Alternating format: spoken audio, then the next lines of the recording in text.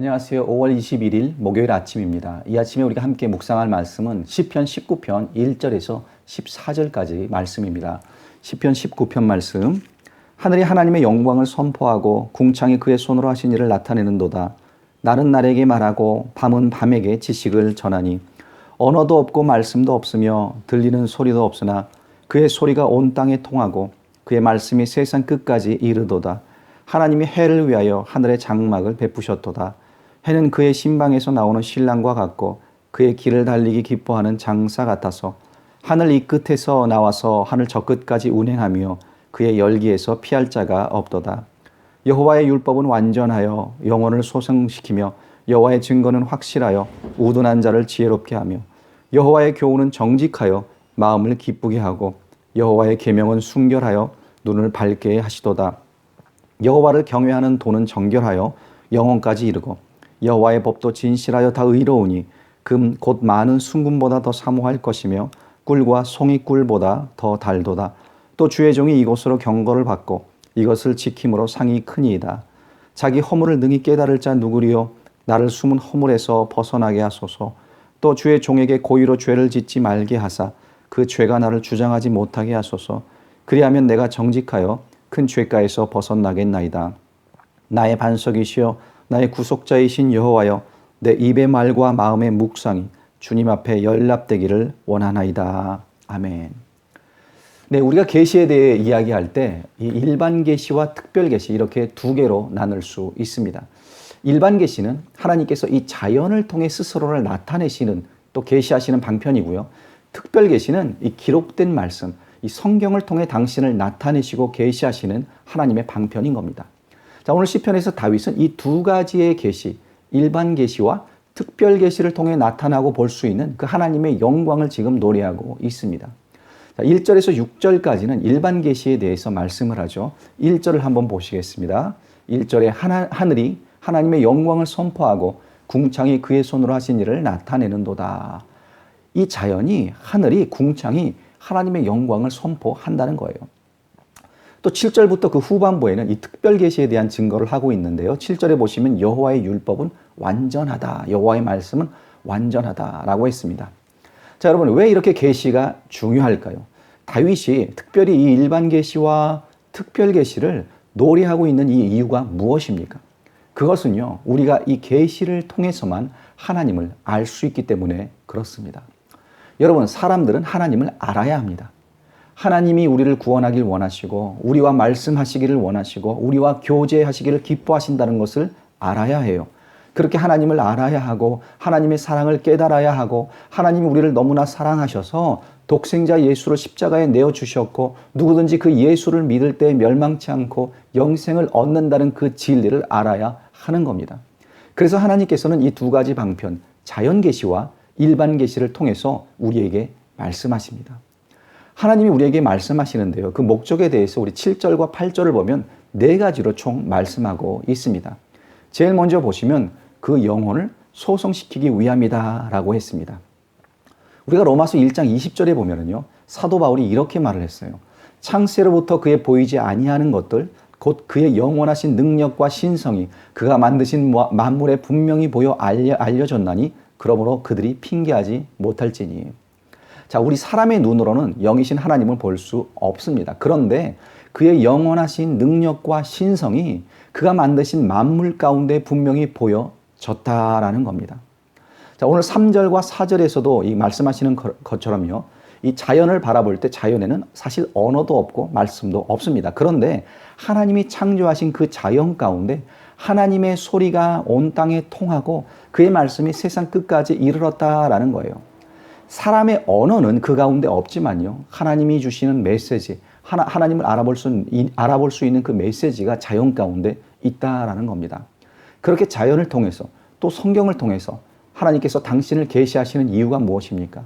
그것은 바로 우리의 영혼을 소성시키기 위해서, 우리의 영혼을 살리시기 위해서 그러신다라는 거예요. 7절에서 이렇게 말씀하죠. 여호와의 율법은 완전하여 그 영혼을 소성시키며.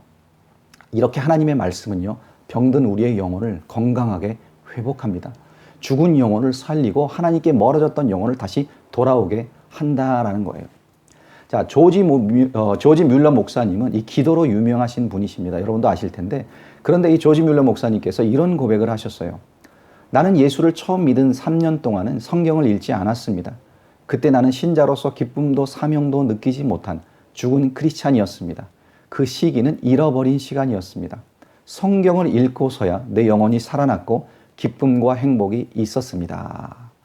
자, 조지 뮬러 목사님은 평생 성경을 100독 이상 하셨다고 말합니다. 그런데 그분도 처음 예수를 믿었을 때는 3년 동안 말씀을 읽지 않았다라는 거예요. 그리고 그 시간을 뭐라고 말씀하시냐면 잃어버린 시간이었다. 하나님의 말씀을 읽지 않았을 때, 묵상하지 않았을 때 그 시간은 잃어버린 시간이었다라고 했습니다.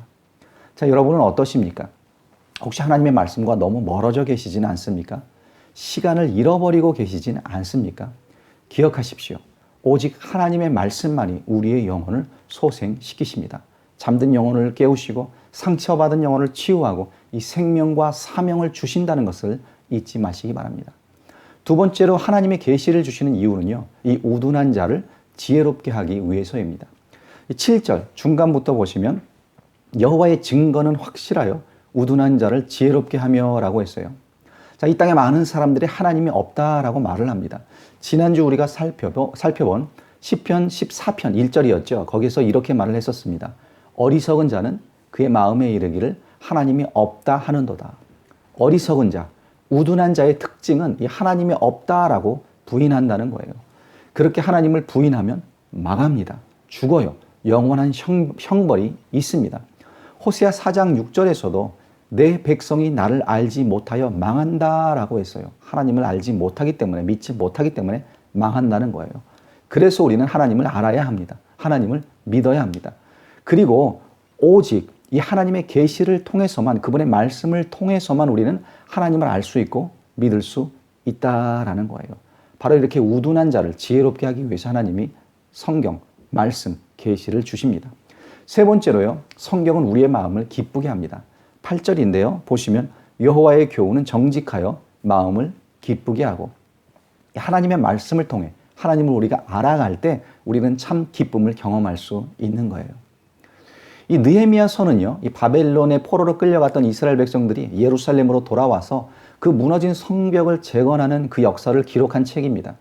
그 책 8장에 보면 이스라엘 백성들이 수문 앞 광장이라는 곳에 모여서 이 학사 에스라가 낭독하는 하나님의 율법책 그 내용을 듣기 시작을 합니다. 그동안 하나님의 말씀에서 멀어졌고 전혀 하나님과의 교제가 없었던 이 백성들이요, 하나님의 말씀을 들으면서 대성통곡하기를 시작을 합니다. 여기저기 눈물을 흘리면서 자신들의 죄에 대한 회개와 동시에 포로 생활에서 돌아왔다는 그 자신들이 회복되었다는 기쁨의 감정이 뒤섞이면서 하나님의 그 말씀 앞에서, 그분의 은혜 앞에 여기저기 눈물이 터져 나오기 시작을 했습니다. 그때 느헤미야와 에스라가 이 백성들에게 슬퍼하며 울지 말라라고 말을 합니다. 그러면서 느헤미야가 이렇게 말을 해요. 느헤미야서 8장 10절인데요. 여호와로 인하여 기뻐하는 것이 너희의 힘이니라. 여호와로 인하여 기뻐하는 것이 너희의 힘이니라. 하나님의 말씀을 듣고 울고 있던 그들에게 여호와로 인하여 기뻐하는 것이 바로 우리의 힘이 된다라고 그가 말을 했던 겁니다. 그렇습니다. 하나님의 말씀을 주시는 이유는요, 우리에게 기쁨을 주시기 위해서, 또 그 기쁨이 우리의 힘이 되어서 무너진 성벽을 재건하고 하나님의 백성으로서의 그 정체성을 회복하라고, 살아내라고 말씀을 통해 기쁨을 주신다라는 거예요. 자, 마지막 네 번째로요, 성경은 우리의 눈을 밝게 합니다. 8절 후반부입니다. 여호와의 계명은 순결하여 눈을 밝게 하시도다. 자, 말씀이 순결하다는 것은 거짓이 없다라는 뜻입니다. 어제 살펴본 시편 18편 30절에서도 여호와의 말씀은 순수하니라고 했었죠. 우리가 살아가고 있는 이 땅은요, 거짓이 난무하는 세상입니다. 거짓 종교, 거짓 물건, 거짓 관계, 짝퉁이 판을 치고 위조한 물건들, 심지어 위조한 지폐들까지 차고 넘치는 그런 세상이에요. 어떤 길이 옳은 길인지 알 수가 없고 분별하기 어렵습니다. 어떤 선택이 하나님이 기뻐하시는 선택인지를 분별하기가 어려운 그런 세상입니다. 그럴 때 이 하나님의 뜻을 보여주고 진리와 거짓의 잣대가 되는, 우리가 분별할 수 있도록 도와주는 것이 바로 하나님의 말씀이다라는 겁니다. 이 열왕기하 6장에 보면은요, 아람 왕이 군대를 이끌고 이 엘리사를 치러 오는 장면이 나옵니다. 그렇게 이 엘리사 선지자가 있던 도단성을 포위하고 이제 일촉즉발의 그런 위험한 상황이 엘리사 앞에 펼쳐진 거예요. 그런 위협 앞에서도 엘리사는 담대합니다. 오히려 엘리사의 사환이 큰일 났다고 수많은 군사와 말이 성읍을 에워싸는데 이제 우리가 죽게 됐다라고 두려워하면서 이 엘리사에게 나옵니다. 그때 엘리사가 이렇게 기도를 하죠. 여호와여 원하건대 그의 눈을 열어서 보게 하옵소서.